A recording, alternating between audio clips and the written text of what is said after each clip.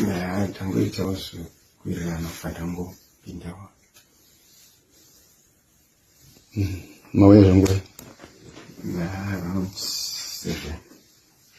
Okay. Ni mazuwa mangani mushwe? Yeah, it's about 2 weeks, but Japan on up. Okay. Mnonzani zari? It's Chikanga. First name? Thomas Chikanga. Una makore mangani? 51. Okay. Mune muriwe? Yeah, of course. Okay. Saka kumba madam aripo? Aripo? Alright. Kukuzopinda wambame aridzi. Shikamba. Kusatoziva kuti aridzi vachipo yesingo zvaunenge waudzwa. Alright. Owanza antisina murume? Okay. Amen, mai, titaurire muchidimbu. Muchidimbu iri ndinotomanyati. Chaita kuti uyu auye panapa iye kuti takamutaura kuti inini handisisina murume wangu utapesera kunoona muna Oktoba kana ndikamufonera auye kumba.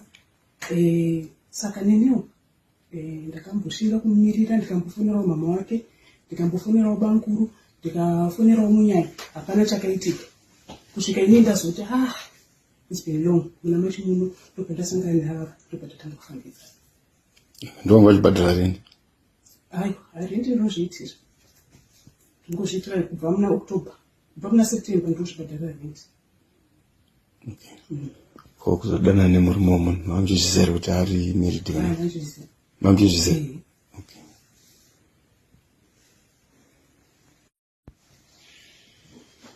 Saka mushanda kunguru? Mushanda Westridge Primary. Westridge Primary. Muri mudzidzisi? Maticha mavomani? Magredan? Nah, primary. Magredan? 6. Okay. Ndeticha primary level yes. Alright. Saka makasangana nevava kuri? Takasangana kubasa fatangoita mushanda mese? Okay. Saka kubasa kwamakaudza kuti kumba hakusina? Kubasa kwandakati wataurira kuti ndozvitoripo.